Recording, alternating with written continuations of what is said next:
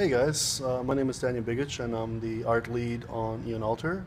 And today we'll be talking a little bit about Muran, our Battlemage. And currently I'm working on the high resolution sculpt for her. And I'll show you a little bit of the process. So as you guys heard already previously from the concept artist Brett McDonald, who has concepted the concept art for Muran. Once I get the concept from him, we're going together through body types, trying to find more reference about who she is, who she's going to become. We want to go with more tough girl, Battlemage style body type for her, and we were also going back and forth together, trying to figure out what kind of hairstyle or faces, trying to figure out who she is. And by the end, when Brad was done, had a final concept from him that I got, and then I'm starting off to work on my models.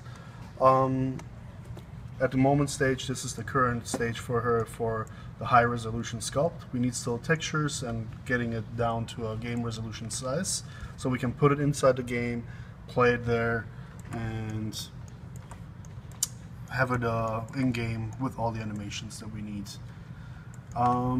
Basically, when I start off, I usually start off with something like a base mesh, where I create something where it's going to have the approximate proportions of the body, go over them and try to make something really quickly to have a proxy mesh that we can get to the animator.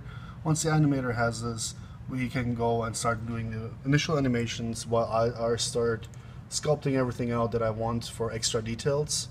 Once I'm ready with that, I go over and start creating the low res, which is going to be the game resolution mesh. We are trying to keep our meshes around between 10 to 15,000 polygons, which is already kind of next gen, and especially good for our PC platforms and anything else that we might deliver on down the road. Like I said, next stage, for now I'm trying to match the final concept of trying to hit the likeness of the face from the concept art to the sculpt. Once that is all ready, we're going to be going into the finalizing it for the game res with textures, and I'll update you guys then. Alright, I'm Daniel Roy, and I'm the narrative designer and game writer for Eon Altar. And today I'm going to talk a little bit about Muran and how she comes to life through the writing and through the story of the game. One of the unique things with writing for Eon Altar is the fact that in many situations you have the five main characters, Marcus, Barris, and Shasek, Muran, and Silent Thorn.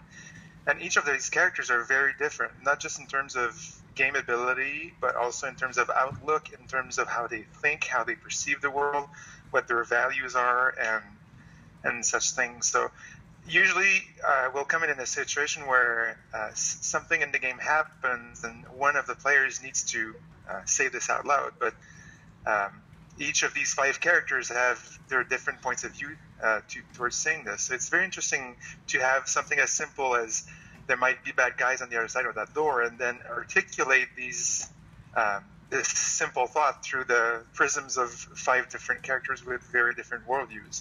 And Muran is one of the well, they're all very interesting in their own ways to write, but Muran is maybe one of my favorites because she's a very smart character, and she's we don't say it out loud in the game, but for me, when I approach her, I see her as a bit of a geek in the world of Eon Altar. She's in love with knowledge, with knowing things, and sometimes she's going to get caught up just in what that thing is, not necessarily whether it's a threat to her or whether it's relevant to what she's doing. She becomes fascinated with things. So that's usually the point of view that we've articulated with Muran. She's a Battlemage, so of course she's kick-ass. She can fry her opponents. She has this immense knowledge that's very destructive, but at the heart of this knowledge is just the pleasure of knowing, the pleasure of understanding things and going to the root of things. And that's really the point of view I try to communicate when I write Muran. Cool. Thank you very much.